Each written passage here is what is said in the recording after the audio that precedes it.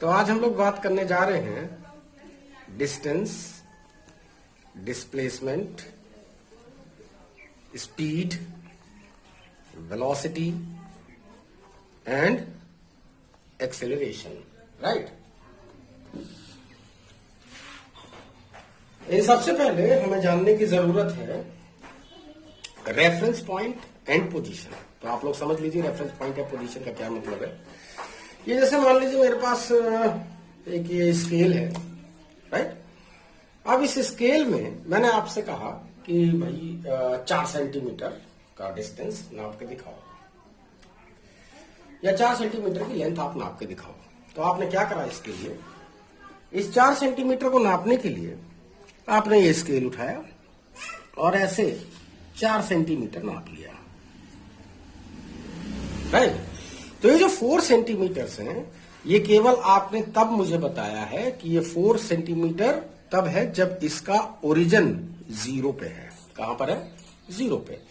तो इस डिस्टेंस को हम बोलेंगे 4 सेंटीमीटर, यानी कि ये वाला जो पॉइंट है, पॉइंट बी, ये 4 सेंटीमीटर पे है और ये जो पॉइंट ए, ये 0 सेंटीमीटर पे है। तो ये हमारा रेफरेंस पॉइंट है, ठीक है। ऐसा भी हो सकता है कि स्केल अगर बाई चांस अगर आपका टूटा हुआ है कहीं से, ठीक है, मान लीजिए यहीं से टूटा हुआ है, ठीक है, तो मैंने आपसे कहा कि भाई जरा इसकी स्केल को इसमें से 4 सेंटीमीटर नाप के दिखाओ। तो जरा ध्यान से देखेंगे, मैं इस पॉइंट की बात कर रहा हूं जो 7 है, ठीक है। मान लीजिए यहीं से टूट गया है, तो आपने इसको क्या मान लिया? रेफरेंस पॉइंट मान लिया, इस 7 को, राइट। अब आप अगर 4 सेंटीमीटर में नापोगे तो 1 2 3 4 5 यानी 12 तक आपको जाना पड़ेगा। यानी अब अगर मैं आपसे कहूं कि 4 सेंटीमीटर अगर नापो, तो एक्चुअली अब आपका जो रेफरेंस पॉइंट है वो क्या है? 1 2 3 4, ये रहा, राइट। तो अब की बार आपका जो रेफरेंस पॉइंट है वो क्या है? वो 7 सेंटीमीटर पे है। कहां पर है? 7 सेंटीमीटर पे। ये आपका रेफरेंस पॉइंट है। तो ये वाला जो पॉइंट आया वो कितना आया?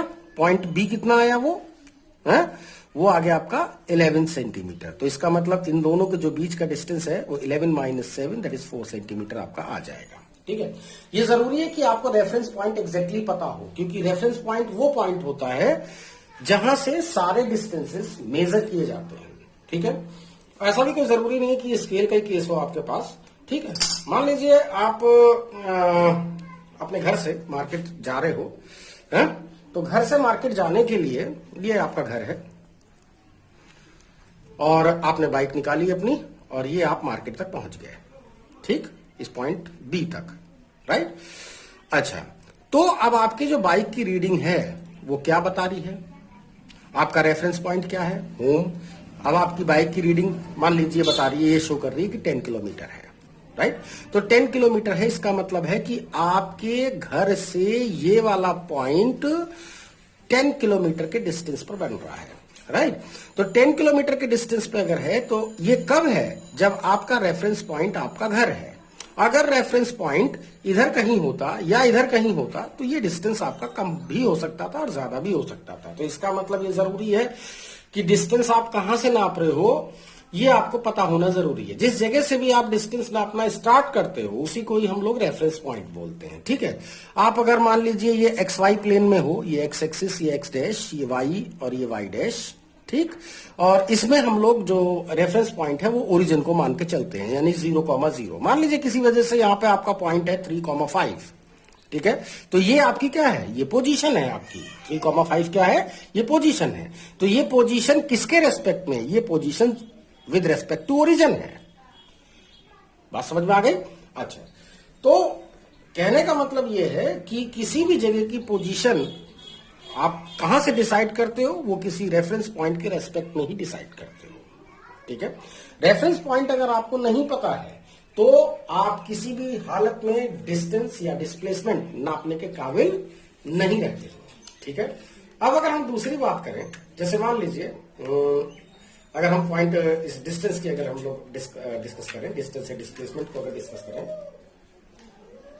तो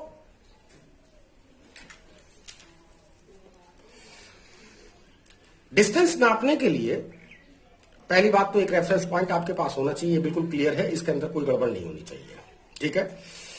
अच्छा, इससे पहले हम लोग डिस्टेंस या डिस्प्लेसमेंट या स्पीड और वेलोसिटी को हम लोग डिस्कस करें या एक्सेलरेशन को डिस्कस करें, आपको एक बिल्कुल क्लियर पता होना चाहिए कि फिजिक्स में जो फिजिकल क्वांटिटीज हैं, है ना, फिजिकल क्वांटिटीज ये दो टाइप की हैं। आमतौर पर हम इसे दो तरह से डिस्टिंग्विश करते हैं। एक होता है स्केलर क्वांटिटी, एक होता है वेक्टर क्वांटिटी। स्केलर क्वांटिटीज वो क्वांटिटीज हैं जिसके अंदर सिर्फ मैग्नीट्यूड होता है। मैग्नीट्यूड का मतलब होता है उसकी न्यूमेरिकल वैल्यू। क्या होती है? Numerical value. जैसे मास, जैसे टाइम, जैसे डिस्टेंस, जैसे, ठीक है, टेम्परेचर, एटसेट्रा एटसेट्रा। लेकिन वेक्टर क्वांटिटीज वो क्वांटिटीज हैं जिसके अंदर मैग्नीट्यूड यानी कि उसकी न्यूमेरिकल वैल्यू के साथ साथ में डायरेक्शन भी रिप्रेजेंट होती है, यानी कि उसके अंदर डायरेक्शन भी होती है। अगर डायरेक्शन नहीं है, सिर्फ मैग्नीट्यूड है, तो वो स्केलर है। अगर मैग्नीट्यूड और डायरेक्शन दोनों है तो फिर वो वेक्टर क्वांटिटी है, राइट। जैसे इसके अंदर मैं पहले कुछ एग्जाम्पल लिख दूं। Weight, force, displacement, etcetera etcetera, ऐसे बहुत सारी फिजिकल क्वांटिटी है ना। एक्सेलरेशन भी इसी के अंदर ही आ जाएगा, ठीक है। अच्छा, वेलोसिटी इसी में आ जाएगी, इसमें स्पीड भी आ जाएगा, इसमें वेक्टर हो, इसमें स्केलर हो। तो जो स्केलर्स हैं उनके पास सिर्फ मैग्नीट्यूड है। जरा बात समझ लेना, सिर्फ न्यूमेरिकल वैल्यू। जैसे मास, अब मास क्या है? 2 किलोग्राम मास है। अब 2 किलोग्राम मास क्या है? ईस्ट में है, वेस्ट में है, नॉर्थ में है, साउथ में है, कहां है? उसकी कोई डायरेक्शन नहीं होती है। टाइम 10 सेकंड, 5 सेकंड, 10, 15 सेकंड, बस केवल न्यूमेरिकल वैल्यू है उसकी। अब ये नहीं कह सकते हो कि 5 सेकंड ईस्ट में है या 10 सेकंड वेस्ट में है या 7 सेकंड अपवर्ड है या इतने सेकंड डाउनवर्ड है, ये नहीं बता सकते हो आप, ठीक है।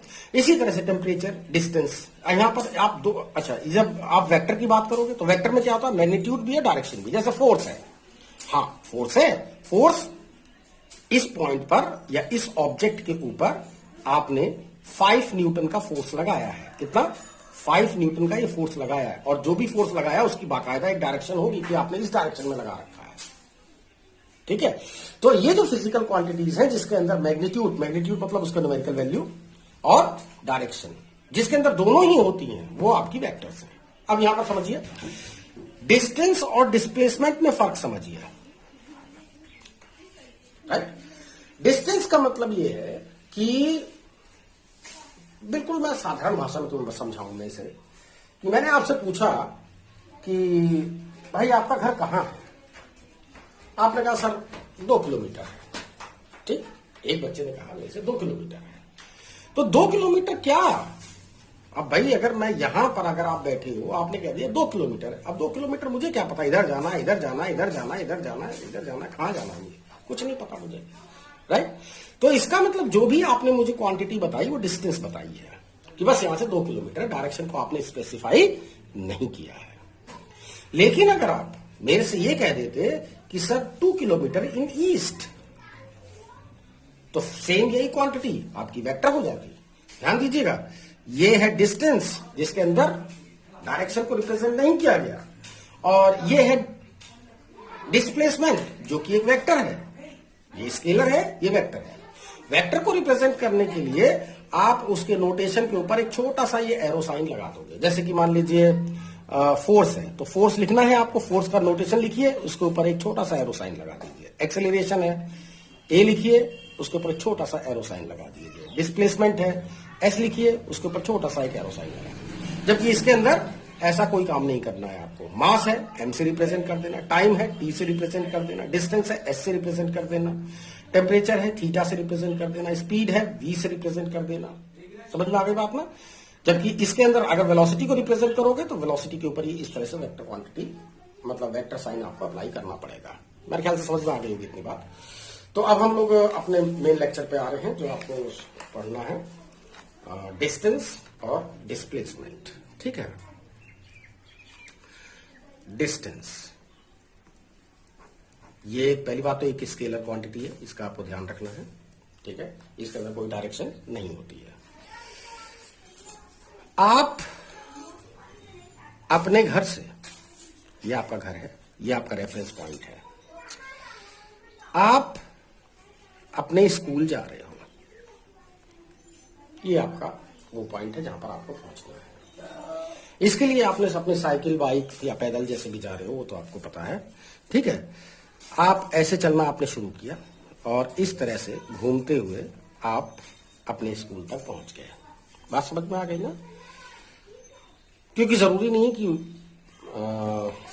रास्ता सीधा हो, आपको कई गलियों से होते हुए जाना पड़ सकता है। तो जो टोटल पाथ लेंथ है, यानी कि ये टोटल पाथ लेंथ दिख रहा है ना, ये जो आपका टोटल पाथ लेंथ है, ये ठीक, इस टोटल पाथ लेंथ को आप बोलेंगे डिस्टेंस। डिस्टेंस का मतलब हो गया टोटल पाथ लेंथ। तो डिस्टेंस, आपकी जो बाइक होती है, जब आप यहां से चले और अपने स्कूल तक पहुंचे तो जो बाइक आपको रीडिंग देगा या बताएगा कितने किलोमीटर आप गए हो, तो वो आपको हमेशा डिस्टेंस ही बताता है, कभी भी डिस्प्लेसमेंट नहीं बताता। लेकिन अगर मैं बात डिस्प्लेसमेंट की करूं तो डिस्प्लेसमेंट का मतलब है the shortest distance between the two point. आपके घर से स्कूल के बीच का जो सबसे छोटा डिस्टेंस है, the smallest distance between the two point is called displacement, right.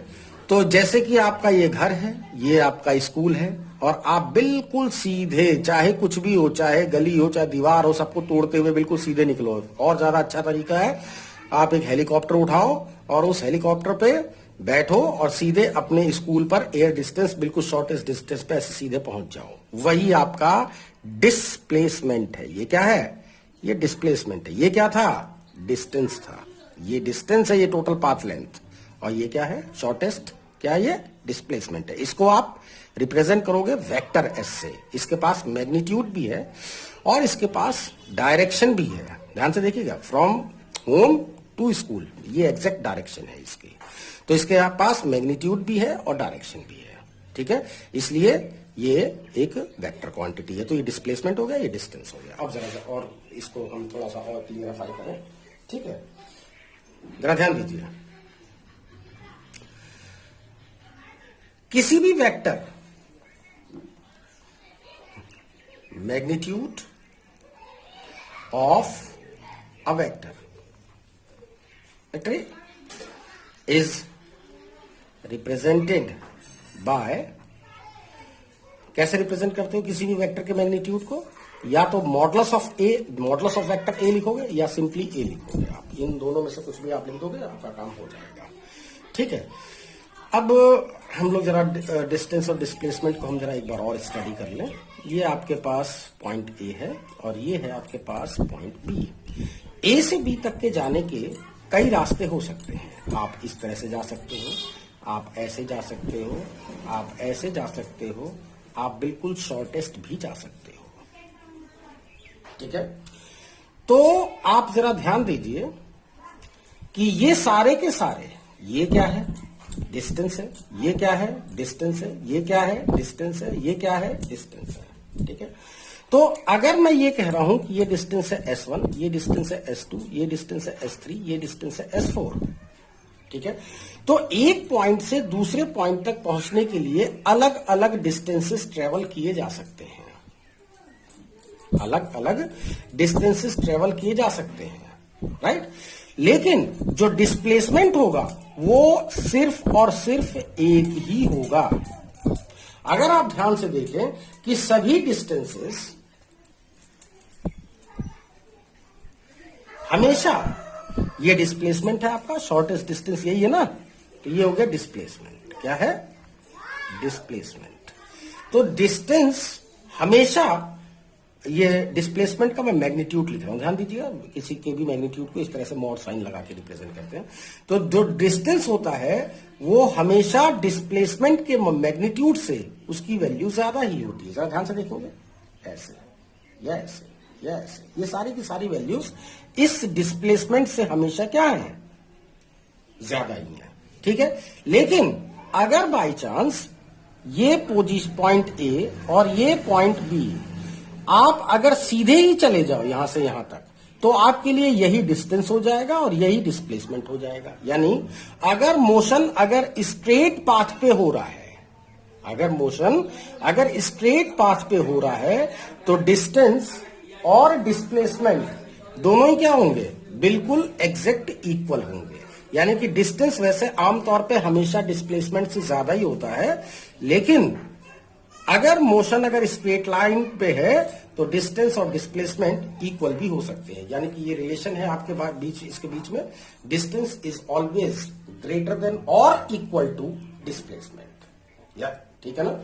अच्छा, अब अगर आप लोगों के ये समझ में आ गया कि डिस्टेंस और डिस्प्लेसमेंट में क्या फर्क है, तो अब हम आराम से स्पीड और वेलोसिटी को भी हम डिस्कस कर सकते हैं। ठीक है ना।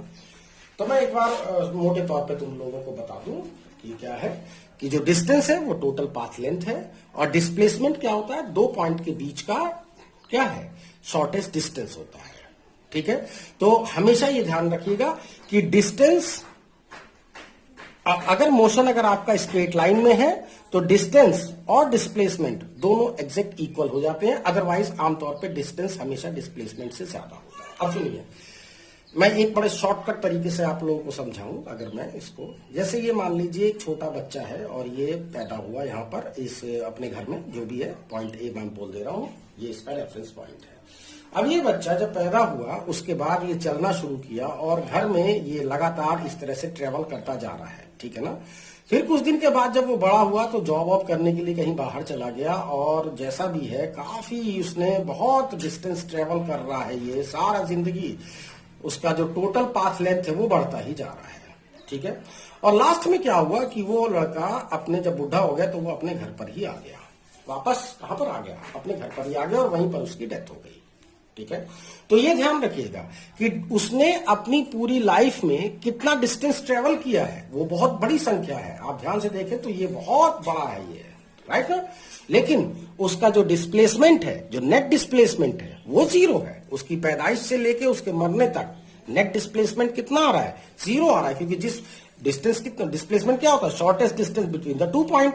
अब ये पॉइंट ए से चलना शुरू किया और वापस अपनी पोजीशन ए पर ही वापस आ गया, तो दोनों के बीच का, यानी कि ए से ही जो शॉर्टेस्ट डिस्टेंस है वो जीरो है वो। तो इसका मतलब क्या हुआ, इसका उस लड़के का क्या हुआ, जो डिस्प्लेसमेंट है वो जीरो है। ठीक है, अच्छा, अब हम बात करेंगे स्पीड और वेलोसिटी की। इसकी हम बात करेंगे स्पीड और वेलोसिटी की। ध्यान दीजिएगा सभी लोग। तो सबसे पहले हम बात कर रहे हैं स्पीड की। Speed, velocity, average speed, average velocity, ये चीजें हम दो चीजें डिस्कस करेंगे। एक्सेलरेशन भी अभी डिस्कस कर लेंगे हम लोग, क्योंकि बहुत कोई लंबा चौड़ा काम नहीं है इन सब चीजों में। ठीक है, तो जब हम स्पीड की बात कर रहे हैं तो स्पीड का मतलब होता है, स्पीड का मतलब होता है distance travelled by the body divided by time interval. और जब हम बात डिस्प्लेसमेंट की करेंगे, तो डिस्प्लेसमेंट जो होगा वो होगा, ओहो, डिस्प्लेसमेंट नहीं, वेलोसिटी। वेलोसिटी जो होगी वो होगी डिस्प्लेसमेंट अपॉन टाइम, राइट। अब अगर मैं इसको वैसे लिखूं तो इसको आप इस तरह से लिख सकते हो, दैट इंप्लाइंग दैट स्पीड को आप v से रिप्रेजेंट करोगे, डिस्टेंस को आप s से रिप्रेजेंट करोगे, टाइम को आप t से रिप्रेजेंट करोगे, तो v is equal to S upon T क्या आ गया। या कुछ केसेस में आप delta s upon delta T भी लिख सकते हो, वो डिपेंड कर रहा है आपने रेफरेंस पॉइंट और टाइम इंटरवल का रेफरेंस टाइमिंग क्या ले रखी है। ठीक है, अच्छा, velocity displacement upon time, that is इसको अगर ऐसे लिखेंगे, वेलोसिटी आपकी एक वेक्टर क्वांटिटी है तो इस तरह से रिप्रेजेंट करना है इसको। डिस्प्लेसमेंट कैसी क्वांटिटी है, ये ऐसी क्वांटिटी है, ये भी वेक्टर है। टाइम स्केलर है तो इस पर कोई एरो नहीं लगेगा आपका, ठीक है। या फिर कुछ केसेस में आप इसको इस तरह से भी लिख सकते हो, that delta S upon delta T, ये वेक्टर साइन लगाना मत भूलिएगा, ठीक है।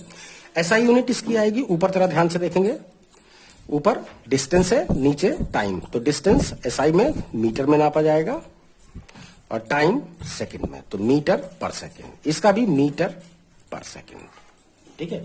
तो एसआई यूनिट दोनों की बिल्कुल सेम है, चाहे स्पीड हो चाहे वेलोसिटी हो, लेकिन दोनों क्वांटिटी अलग अलग है। एक स्केलर है और एक वेक्टर है। दोनों का जो मैथमेटिकल इसका मतलब तरीका है वो बिल्कुल अलग अलग है, ठीक है।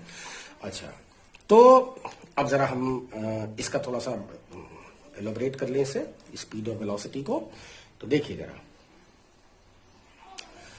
ये मेरे पास ये एक पॉइंट है, पॉइंट ए, और ये है मेरे पास पॉइंट बी, ठीक।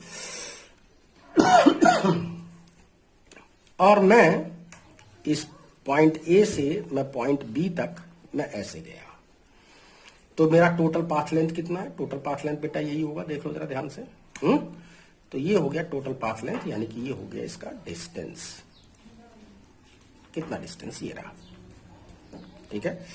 मैं एक सेकंड के लिए जरा इसकी वैल्यू लिखना पसंद करूंगा। मैंने मान लीजिए ये डिस्टेंस आपका 50 मीटर है, और यहां से यहां तक जाने में जो टाइम लगा इसको, राइट, टाइम जो लगा इसको, वो मान लीजिए 5 सेकेंड है। कितना है? 5 सेकेंड। तो बताएंगे आप इसकी स्पीड कितनी है? स्पीड बताइए कितनी है? तो स्पीड इज इक्वल टू हो जाएगा किसके? Distance upon time, that is 50 upon time 5, तो ये आ गया 10 मीटर पर सेकेंड। लेकिन अगर आप ध्यान से देखें कि जो डिस्प्लेसमेंट है, ये आपने 5 सेकंड में जो नेट डिस्प्लेसमेंट ट्रेवल किया है वो आपका कितना है? डिस्प्लेसमेंट। अगर यहां से यहां तक का अगर नेट डिस्प्लेसमेंट देखूं मैं, तो ये डिस्टेंस, यानी कि ये शॉर्टेस्ट डिस्टेंस, ये मान लीजिए केवल 35 मीटर है। कितना है? 35 मीटर। तो जो डिस्प्लेसमेंट आएगा, तो डिस्प्लेसमेंट आ गया क्या? वेलोसिटी, जो इसकी वेलोसिटी आएगी वो कितनी आएगी? Displacement upon time, that is displacement हो गया आपका 35 अपॉन टाइमिंग हो गई 5, तो कितना हुआ? 35 अपॉन 5, यानी 7 मीटर पर सेकेंड। तो ध्यान दीजिए, जब ये बच्चा जब इसने चलना शुरू किया, तो भले ही वो कहीं से भी इस तरह से कहीं से भी घूम घाम के पॉइंट ए तक पॉइंट बी तक जा रहा हो, डिस्टेंस उसका लगातार बढ़ता रहेगा, ठीक है। लेकिन जो डिस्प्लेसमेंट है वो आपका डिस्प्लेसमेंट वो हमेशा शॉर्टेस्ट डिस्टेंस हमेशा वैसे का वैसे ही रहेगा। तो आप यहां पर ध्यान दीजिए कि जो स्पीड है और जो वेलोसिटी है, राइट, स्पीड और जो वेलोसिटी है, और इनफैक्ट वेलोसिटी का मैग्नीट्यूड, तो स्पीड की वैल्यू हमेशा वेलोसिटी से ज्यादा ही आ रही होगी। लेकिन अगर मोशन, जैसे कि अगर आप पॉइंट ए से पॉइंट बी तक आप इस तरह से उल्टे सीधे रास्ते से ना जाके आप बिल्कुल अगर सीधे ही चले जाते हैं, बिल्कुल स्ट्रेट पाथ पे अगर मोशन होता, तो उस केस में वही डिस्टेंस होता, वही डिस्प्लेसमेंट होता। तो इसका मतलब स्पीड और वेलोसिटी दोनों की वैल्यू सेम आती। तो स्पीड की जो वैल्यू है वो वेलोसिटी के इक्वल भी आ सकती है अगर मोशन स्ट्रेट पाथ पे हो रहा है तो, क्योंकि जब मोशन स्ट्रेट पाथ पे होता है तो उस कंडीशन में डिस्टेंस और डिस्प्लेसमेंट बिल्कुल इक्वल होते हैं वैल्यू में, राइट। डिस्टेंस और वेलोसिटी का जो मैग्नीट्यूड है, यानी कि उसकी न्यूमेरिकल वैल्यू, वो बिल्कुल इक्वल है वो, ठीक है। तो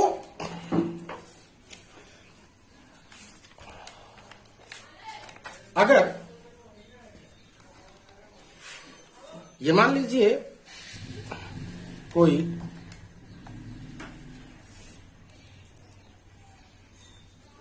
ऑब्जेक्ट है जो पॉइंट ए से और पॉइंट बी तक जा रहा है, और वो इस पाथ को फॉलो करता हुआ जा रहा है।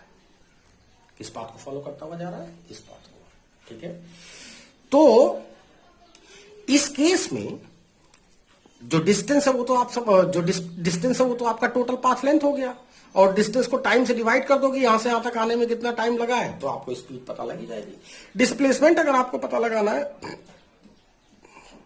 तो आपका ये है शॉर्टेस्ट डिस्टेंस, और अगर इसको उसी टाइम इंटरवल से डिवाइड कर दोगे तो आपको वेलोसिटी पता लग जाएगी। लेकिन यहां पर एक बात ध्यान देने की है कि वेलोसिटी इंस्टेंटेनियस वेलोसिटी, यानी कि जब ये पार्टिकल जब ऐसे चल रहा था तो इस जगह पर या इस जगह पर या इस जगह पर या इस जगह पर इसकी वेलोसिटी की डायरेक्शन क्या है, क्योंकि वेलोसिटी अगर मौजूद है तो उसका डायरेक्शन भी मौजूद होगा। तो इस पॉइंट पर अगर आपको वेलोसिटी फाइंड करनी है तो आप यहां पर एक टेंजेंट लाइन ड्रॉ करिए, यहां पर भी आपको एक टेंजेंट लाइन ड्रॉ करनी है, यहां पर भी आपको एक टेंजेंट लाइन ड्रॉ करनी है, यहां पर भी आपको एक टेंजेंट लाइन ही ड्रॉ करनी है। तो ये जो टेंजेंट लाइन है ये इन पर्टिकुलर पॉइंट पर इंस्टेंटेनियस वेलोसिटी को बता रहा है, यानी कि इस पॉइंट पर वेलोसिटी की डायरेक्शन ऐसे है, इस पॉइंट पर वेलोसिटी की डायरेक्शन ऐसे है, इस पॉइंट पर वेलोसिटी की डायरेक्शन ऐसे है, इस पॉइंट पर वेलोसिटी की डायरेक्शन ऐसे है। ठीक है, अगर आप लोगों को अभी नहीं समझ में आया है तो मैं आप लोगों को एक ऐसा मैं एग्जाम्पल देता हूं जो आप लोगों ने अपने मतलब नॉर्मल लाइफ में देखा होगा, और नहीं देखा होगा तो आज करके देख लेना, कोई ऐसी बात नहीं है। ये एक आप पे एक स्टोन पीस बांधी है, और इस स्टोन पीस या इस पत्थर के टुकड़े को धागे से धागे से बांध के, ठीक है, इस धागे से बांध के ये ऐसे आपने इस धागे से बांध लिया, और अब आप अपने हाथ से इस तरह से इसको घुमा रहे हो तो ये ऐसे घूमने लग जाएगा। तो अब जरा ध्यान देना, मैंने बताया कि अगर किसी भी पाथ पर अगर आपको वेलोसिटी की डायरेक्शन निकालनी हो तो आपको कुछ नहीं करना, आपको एक टेंजेंट लाइन ड्रॉ करनी है। जैसे इस पॉइंट पर अगर आपको वेलोसिटी की डायरेक्शन पता करनी है तो वेलोसिटी की डायरेक्शन ये है, यहां पर क्या है, यहां पर ऐसे है, यहां पर क्या है, यहां पर ऐसे है, यहां पर क्या है, यहां पर ऐसे है, एटसेट्रा एटसेट्रा, राइट। यहां ध्यान रखिएगा ये सब वैल्यूज अलग अलग लिखी हुई है, V1 V2 V3 V4।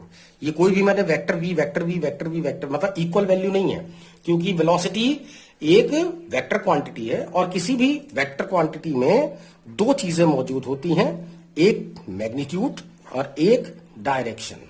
अगर आपको किसी भी वेक्टर क्वांटिटी को बदलना है या चेंज करना है तो या तो उसका मैग्नीट्यूड चेंज कर दो, या उसका डायरेक्शन चेंज कर दो, या दोनों ही चीज चेंज कर दो।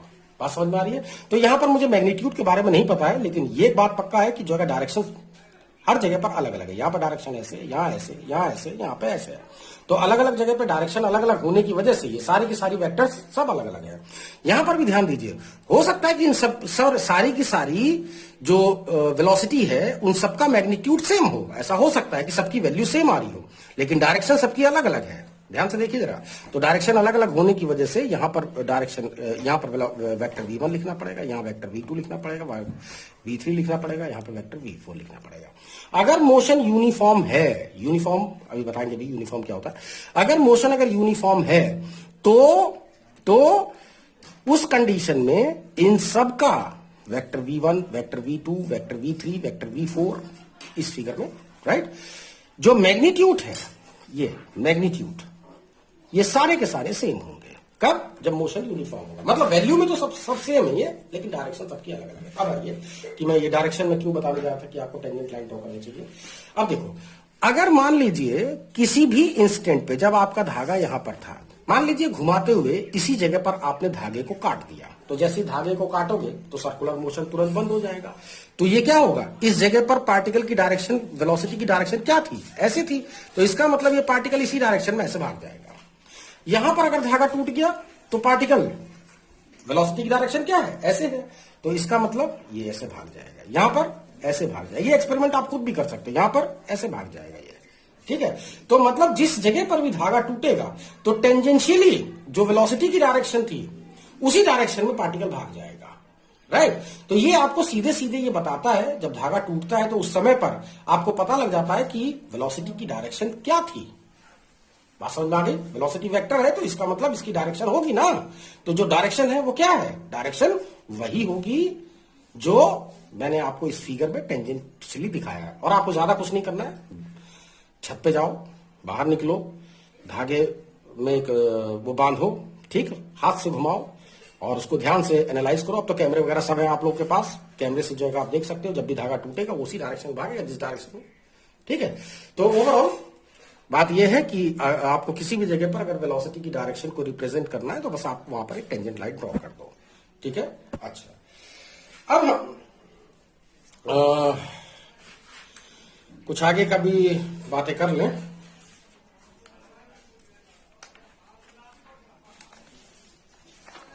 ध्यान दीजिएगा सभी लोग।